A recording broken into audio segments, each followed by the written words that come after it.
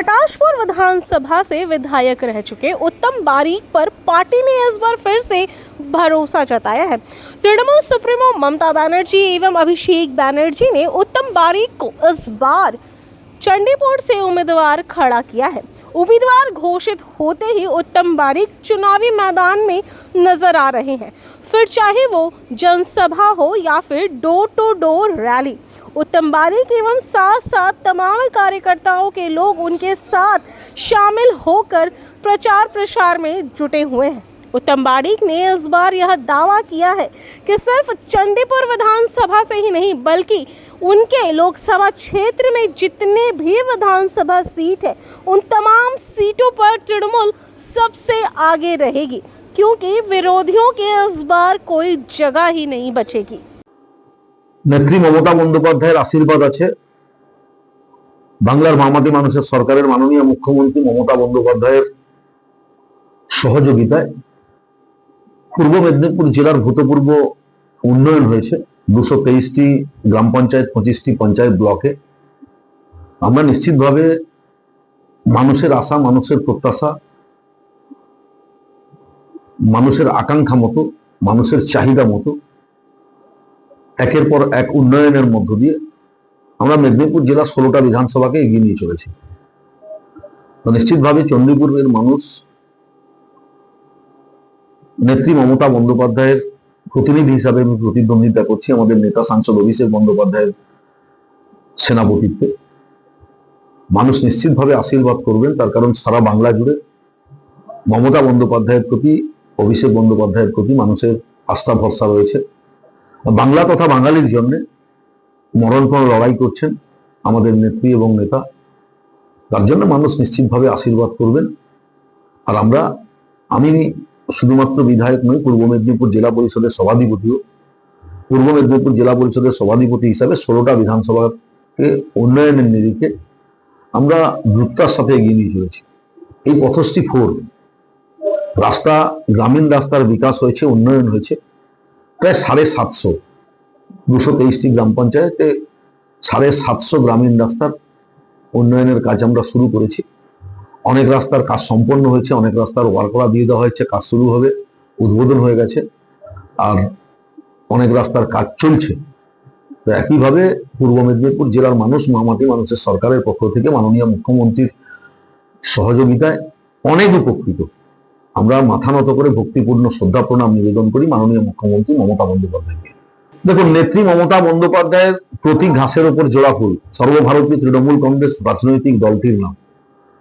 আপনি যেখানে যাবেন, যে বিধানসভায় যাবেন, নিশ্চিতভাবে মানুষ আশীর্বাদ করবেন ঘাসের ওপর জোড়া ফুল প্রতীককে নেত্রী মমতা বন্দ্যোপাধ্যায়কে চতুর্থবারের মুখ্যমন্ত্রী করার জন্য।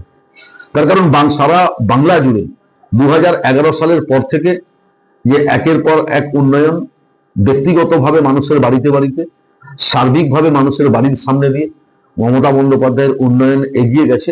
উন্নয়নের নিরিখে মমতা বন্দ্যোপাধ্যায় সারা ভারতবর্ষের সমস্ত রাজ্যগুলোকে পেছনে ফেলে, এমনকি সারা পৃথিবীর অনেক শক্তিধর রাষ্ট্র আছে যারা অর্থনৈতিকভাবে অত্যন্ত উন্নতশীল, সেই সমস্ত রাষ্ট্রগুলোকে পেছনে ফেলে উন্নয়নের নিরিখে বাংলা 1 নম্বর জায়গা দখল করেছে। বিশ্বজয়ী খেতাব বাঙালির ঘরে পৌঁছে দিয়েছেন মাননীয় মুখ্যমন্ত্রী মমতা বন্দ্যোপাধ্যায়। এর জন্য বাঙালি হিসাবে আমরা অত্যন্ত গর্বিত, পূর্ব মেদিনীপুর জেলাবাসী হিসাবে অত্যন্ত গর্বিত, আর তৃণমূল কংগ্রেসের একজন কর্মী হিসাবে অত্যন্ত গর্ব অনুভব করি যে আমাদের নেত্রীর নাম মমতা বন্দ্যোপাধ্যায়, দলের নাম তৃণমূল কংগ্রেস। বাংলার 10.5 কোটি মানুষের উন্নয়নে মমতা বন্দ্যোপাধ্যায় প্রতিনিয়ত কাজ করে চলেছেন। 11 সালের পর থেকে বাংলার প্রেক্ষাপট পরিবর্তন হয়েছে, বাংলার মানুষের অর্থনৈতিক মান বৃদ্ধি হয়েছে, বাংলার মানুষের জীবনযাত্রার মান বৃদ্ধি হচ্ছে, স্বাস্থ্যক্ষেত্রে, শিক্ষাক্ষেত্রে আমূল পরিবর্তন এসছে। তার কারণ এসআইআরে কত মানুষকে হ্যারাসমেন্ট করা হয়েছে, কত মানুষকে ডাকা হয়েছে, বৈধভাবে তার নাম রয়েছে। যদি কারোর নামের ক্ষেত্রে রেফ কার ভুল থাকে ভোটার লিস্টে, তার দায়ভার কার? নির্বাচন কমিশনের। নির্বাচন কমিশন ভুল করেছেন, তার দায়ভার নিশ্চিতভাবে সাধারণ মানুষ নেবেন না। সাধারণ মানুষকে তার জন্য সারিবদ্ধভাবে লাইনে দাঁড়াতে হয়েছে, অনেক ডকুমেন্ট জমা দিতে হয়েছে, দিনের পর দিন ঘুরতে হয়েছে। নিশ্চিতভাবে মানুষ সময়ের অপেক্ষায় আছে উপযুক্ত বদলানে। চতুর্থবার মুখ্যমন্ত্রী মমতা বন্দ্যোপাধ্যায় সময়ের অপেক্ষা দিনের আলোর মতো পরিষ্কার হয়ে গেছে, দিনের আলোর মতো পরিষ্কার হয়ে গেছে। মমতা বন্দ্যোপাধ্যায়ের সাথে দাঁড়িয়ে লড়াই করবে এই বাংলায় ভারতীয় জনতা পার্টির একজন নেতা আছে, একজন নেতা আছে। শুভেন্দু অধিকারী যাকে মুখ করে ভারতীয় জনতা পার্টি এগাচ্ছে, যখনই এগাতে যাচ্ছে দিলীপ ঘোষ তার পিছন ধরে টেনে হচ্ছে, যখন এগাতে যাচ্ছে সুকান্ত মজুমদার তার পেছন ধরে টেনে হচ্ছে। আর যদি ভারতীয় জনতা পার্টির সরকার কখনো আসে, তাহলে মনে করবেন সাদমন তেল কোনোদিন করবে না, রাধাও কোনোদিন নাচবে না। তার কারণ সেই রাজনৈতিক দলের স্বপ্ন কোনোদিন বাস্তবে রূপায়িত হবে না। তার কারণ তাদের যে নিজেদের মধ্যে গোষ্ঠীদ্বন্দ্ব, তারা শুভেন্দু অধিকারীকে নির্বাচন থেকে সন্ন্যাস দিয়ে যাওয়ার পরিকল্পনা গ্রহণ করেছে।